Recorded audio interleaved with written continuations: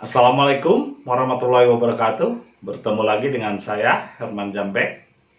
Kali ini saya akan membahas tentang kiamat kubro sedang terjadi saat ini. Kiamat kubro sedang terjadi saat ini. Tapi sebelumnya seperti biasa, yuk mari kita ngopi. Ngobrol perihal iman, ngobrol perihal Islam. Luar biasa nikmatnya hidup ini. Kenapa saya selalu mengatakan bahwa kiamat kubro sedang terjadi? Kiamat ini sedang terjadi, bukan menunggu hayalan yang gak jelas. Karena kiamat itu bukan kehancuran ya. Kiamat itu berasal dari bahasa Arab, yaitu dari kata koma yakumu. Koma yakumu yang artinya kiamun, bangun, bangkit. Kiamu layal, bangun tengah malam. Kiamuhu binafsihi, berdiri sendiri. Jadi kiamat itu bukan hari kehancuran, tapi justru hari kebangkitan manusia. Kenapa saya katakan kiamat sedang terjadi saat ini? Tanda-tandanya sudah jelas. Pertama, ketika kiamat sugro, ketika kiamat kecil datang, pertama akan munculnya Dajjal. Dajjal ini apa? Bukan wujud, bukan sosok, tapi karakter, sifat.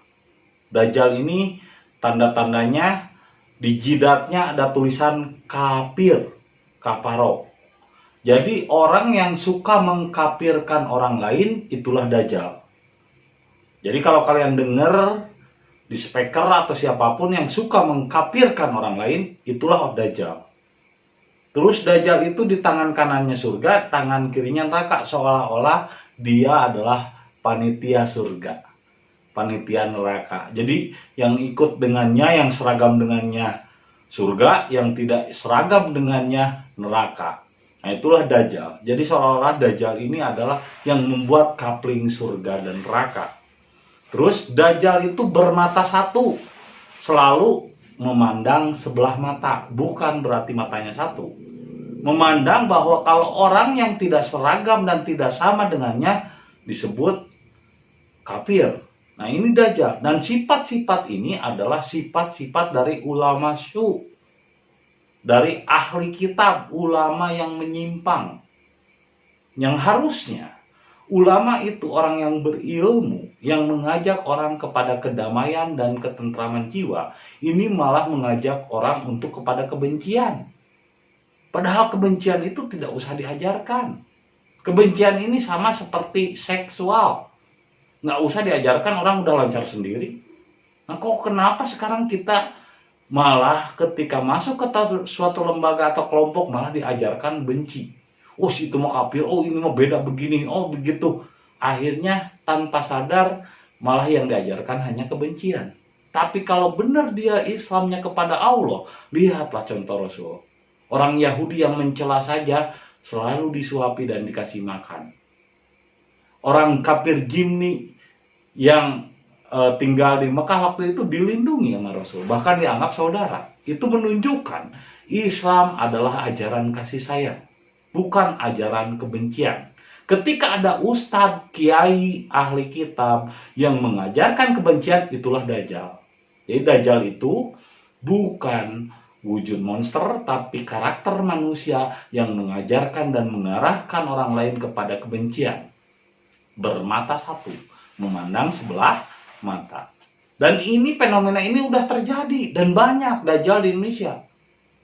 Yang sekarang malah jadi pusat perhatian dan dikagumi. Anehnya meskipun dia udah tahu Dajjal tapi dikagumi dan banyak pengikutnya. Nah itulah hebatnya Dajjal. Jadi Dajjal itu meskipun dikagumi tapi meskipun Dajjal ini bersifat mengajarkan kebencian tapi diikuti dan dikagumi.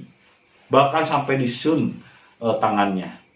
Nah ini tanda kiamat kubro. Lalu muncul Imam Mahdi. Dan Imam Mahdi nggak perlu ditunggu, karena Imam Mahdi yang sesungguhnya sudah meninggal. Lahir tahun 1901, meninggal tahun 1987. Jadi sudah meninggal Imam Mahdi ya. di usia 85 tahun. Jadi jangan pernah menunggu lagi Imam Mahdi. Karena Imam Mahdi sudah meninggal. Nah, sekarang adalah periode kiamat kedua, yaitu kiamat besar, kebangkitan besar. Di dalam surat kiamat pun jelas, la uqsimu biyaumil qiyamah wa antahilu binafsil lawama. Dan ketika terjadi kiamat itu tidak diragukan sudah dekat waktunya. Sekarang sudah terjadi, wala uqsimu binafsil lawama. Maka banyak orang pada zaman itu banyak mencela. Bagaimana disebut kiamat, hari kehancuran semesta dan kematian manusia, ketika manusianya masih mencela? Berarti kan ada kehidupan. Terus disitunya, dan manusia masih tetap berbuat maksiat. Terus berbuat maksiat sehingga Allah mengirimkan bukti-bukti tulang belulang yang disatukan. Ditemukannya bangkai kapal Nabi Nuh, ditemukannya situs Gunung Padang, untuk membuktikan bahwa fosil-fosil di zaman dulu membuktikan kebesaran bangsa, kebesaran Islam. Nah, di sini kita harus paham, ini dekade kiamat kubro, kiamat besar, kebangkitan. Manusia mulai dibuka pikirannya. Makanya di ayat surat Al-Kiamatnya juga dijelaskan, dan ketika mata terbelalak. Mata terbelalak di situ adalah ketika pandangan manusia basorun, luas, cara berpikir manusia luas, tapi banyak juga orang yang tidak beriman ini malah takut. Dan akan dimunculkanlah Yajuj Majuj. Seperti yang saya ceritakan, Yajuj itu orang yang banyak menghafalkan Juj. Juj berapa Juj ini itu. Dan ini adalah pikiran, ini adalah jin, ini adalah iblis. Jadi yang disebut neraka dan surga sebetulnya nggak ada. Neraka itu adalah bayangan akal pikiran untuk menggambarkan nar, api, bukan neraka. Dan api itu dibutuhkan. Saya ngerokok juga pakai api. Kalau nggak pakai neraka saya nggak bisa ngerokok. Saya juga bisa ngopi. Ini dimasak pakai api, pakai neraka. Apakah neraka nggak dibutuhkan? Dibutuhkan, bro. Hidup tanpa neraka nggak akan hidup. Bagaimana orang bisa merasakan nikmatnya sehat kalau nggak pernah sakit? Bagaimana orang bisa merasakan nikmatnya siang kalau nggak ada malam? Jadi keduanya tidak terpisah. Siang dan malam nggak pisah. Ini disuruh milih baik apa benar, milih baik. Malaikat atau iblis, milih malaikat. Sehat atau sakit, milih sehat. Keduanya nggak bisa ditolak. Ketika itu datang, kita nggak tahu. Kita terima saja. Dan kenapa kita harus takut sama corona? Corona itu kan sebetulnya dari zaman dulu juga udah ada.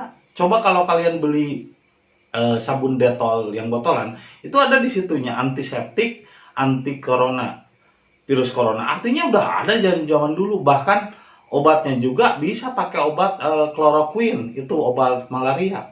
Dan obat itu juga udah ada 30 tahun yang lalu.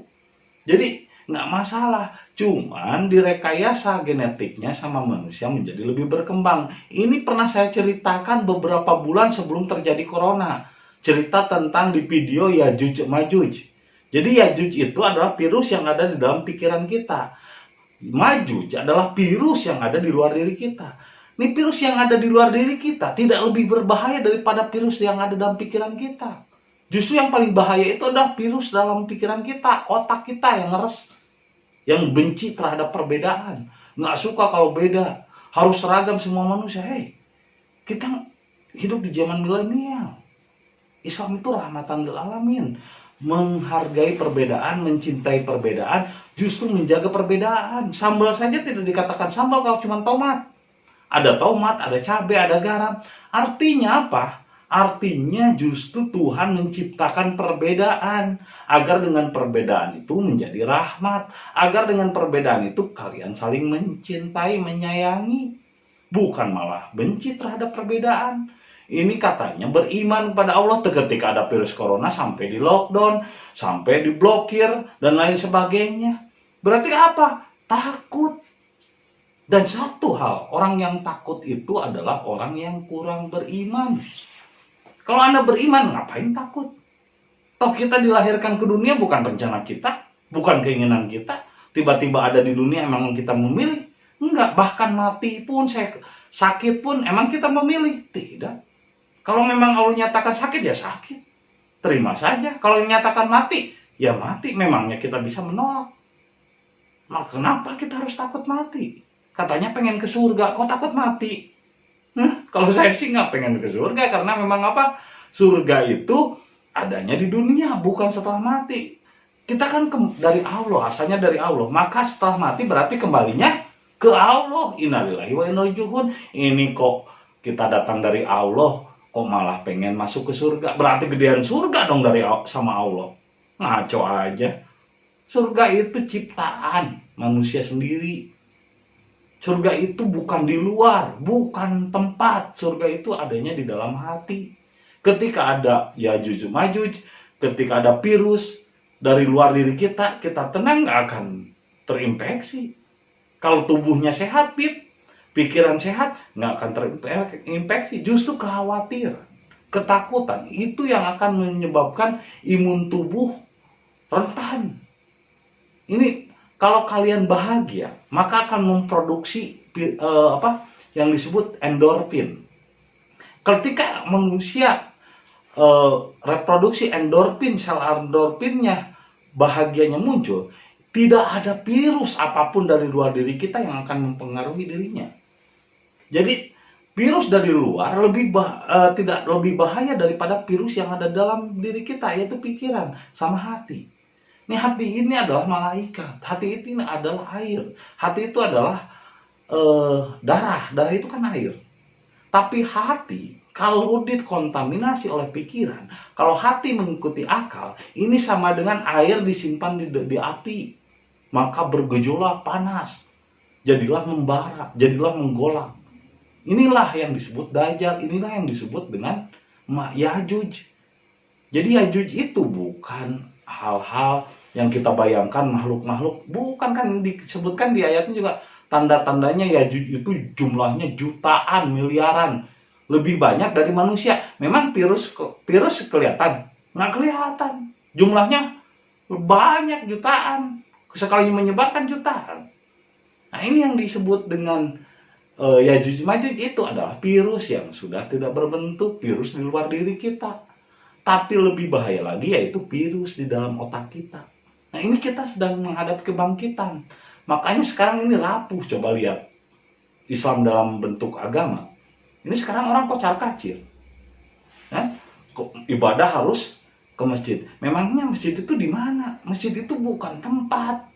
Masjid itu adalah sujud. Sujud itu dari kata masjid itu dari kata sujud. Sujud itu menyimpan pikiran, itu simbol. Inti hakikatnya sujud adalah menyimpan pikiran, bukan menyimpan kepala di lantai. Sujud itu menyimpan pikiran, wudu itu mensucikan hati, nafsu dan pikiran. Dan tempat sujud bisa di mana saja, asal jangan di WC. Bahkan di ayatnya Rasul pernah mengatakan, sholatlah kamu di masjid yang didirikan sebelum kamu dilahirkan. Masjid apa? Bukan masjid tempat, tapi masjid diri. Tubuh ini adalah masjid. Jadi bukan tempat di mana di situ berkumpul orang, bukan. Tubuh ini masjid. Islam itu diri, bukan komunitas, bukan golongan, dan bukan tempat. Maka sholatlah di masjid. Ya, di masjid itu dalam diri kita, berserah diri kepada Allah, surrender. Jadi ada 3 masjid di dalam diri kita, yaitu Baitul Makmur, Baitul Muqaddas, dan Baitul Haram. Ini masjid diror, masjid yang terlarang pikiran. Terus masjid Aqsa, Baitul Muqaddas atau Baitul Maqdis, di bawahnya Baitul Haram atau Masjid Haram. Jadi ada 3 masjid dalam pikiran, dalam diri kita. Pikiran, hati, dan nafsu. Baitul Makmur yaitu Masjid Diror. Baitul Maqdis atau Baitul Muqaddas yaitu Masjid Al-Aqsa. Baitul Haram adalah Masjid Haram. Jadi yang harusnya sholat adalah hati. Baitul Muqaddas atau Baitul Maqdis atau Masjid Al-Aqsa. Kan Masjid Al-Aqsa ada sebelum kita dilahirkan.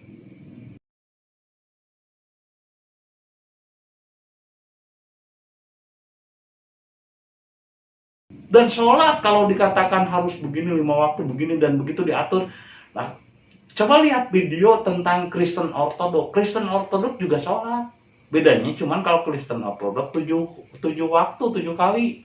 Jadi sebetulnya bukan Kristen Ortodok meniru Islam, karena Kristen Ortodok lebih dulu melakukan sholat itu. Tapi justru orang Islam sekarang meniru orang-orang Kristen Ortodok. Jadi sholat itu bukanlah kebiasaan Nabi Muhammad, tapi itu adalah kebiasaan orang Quraisy sejak dahulu. Jadi benar itu kita harus mengikuti kebenaran, bukan kebiasaan. Jadi kita harus membiasakan sesuatu yang benar, bukan membenarkan sesuatu yang sudah biasa. Ini kebanyakan sekarang itu membenarkan sesuatu yang sudah biasa. Karena kebiasaan belum tentu kebenaran. Seperti misalnya orang itu tukang kentut. Bukan berarti kentut itu kebenaran. Itu hanya kebiasaan. Jangan sampai membenarkan kebiasaan. Tapi biasakanlah untuk mengikuti kebenaran. Jangan membenarkan kebiasaan. Ya, jadilah orang yang pintar merasa. Jangan merasa pintar. Nah, hari ini sedang terjadi kiamat kubro. Ini adalah kebangkitan besar. Karena dengan adanya virus corona, orang takut. Banyak orang yang takut. Saya sih nggak takut. Mau mati sekarang, besok nggak masalah. Bukan nyawa saya aja, bukan punya saya, punya Allah. Kenapa kita harus takut?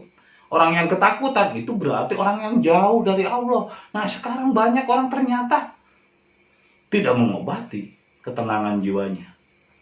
Artinya apa? Mereka jauh dari Allah. Itu tanda-tanda kiamat. Yajuj Majuj itu ya virus dari luar diri kita. Tapi Yajujnya adalah virus dalam diri kita, yaitu pikiran, hati, dan nafsu. Itu yang bahaya, yang harus kita murnikan, yang harus diwudukan, yang harus disucikan. Karena virus di luar diri kita tidak ada apa-apanya dengan virus yang ada dalam diri kita. Bersihkan dulu virus yang ada dalam diri kita. Serahkan sama Allah. Islamlah hanya kepada Allah, berserah dirilah hanya kepada Allah. Jangan berserah diri pada agama, jangan berserah diri kepada tempat, jangan berserah diri kepada ulama, apalagi ulama Dajjal itu namanya. Apalagi ahli kitab, Dajjal itu namanya. Jadi sekarang udah nyata, tanda-tanda itu sudah ada. Kita sedang kiamat, tidak perlu menunggu lagi kiamat. Kita sedang kiamat. Bagaimana kita bangkit jiwa kita untuk berserah diri kepada Allah. Dan kembali kepada Allah tidak harus ke masjid atau ke gereja atau ke Hindu. Tempat tidak menjadi jaminan. Bukan tempat itu yang menjadi jaminan. Jadi sekarang kok malah jadi seolah-olah tempat itu menjadi jaminan atau menyediakan tiket surga. Kita tidak mencari surga dan neraka. Surga dan neraka adanya di dalam hati kita sendiri. Bukan tempat. Ya kan? Sekarang malah seolah-olah masjid itu menjadi tempat panitia surga dan neraka. Belum tentu orang bahagia dan tenang di dalam tempat itu. Karena ketenangan itu bukan tempat. Ketenangan itu adanya di dalam diri kita. Kebangkitan jiwa itu bukan karena suatu lembaga, bukan karena suatu kelompok, tapi individu. Diri sendiri. Berserah diri itu adalah diri. Ke dalam, jangan keluar. Berserah diri keluar itu sama seperti ikan teri berenang di lautan mencari air. Mencari Allah keluar diri sama dengan ikan teri lagi berenang di lautan mencari air. Itu adalah kebodohan yang nyata. Dan menunggu kiamat akan terjadi, kebodohan yang nyata. Karena kita sedang kiamat. Tidak perlu menunggu kiamat. Dan tidak perlu lagi menunggu Imam Mahdi, karena Imam Mahdi sudah wafat tahun 1987. Jadi selesai dengan angan-angan, gak usah berangan-angan lagi. Hadapi kenyataan dan kita kembali kepada Allah. Innalillahi wa inna ilaihi raji'un. Dan kita sedang kiamat hari ini. Tinggal kita bagaimana menyongsong kiamat itu. Orang beriman bahagia ketika kiamat terjadi. Hanya orang kafirlah yang takut ketika kiamat itu terjadi. Jadi kalau kalian takut ketika kiamat besar terjadi, maka sudah dipastikan kalian ada orang yang kafir, tertutup pikirannya terhadap hal baru. Jadi kafir itu bukan orang lain, bukan lembaga, bukan komunitas. Kafir itu adalah pikiran kita yang selalu menutup diri terhadap hal baru.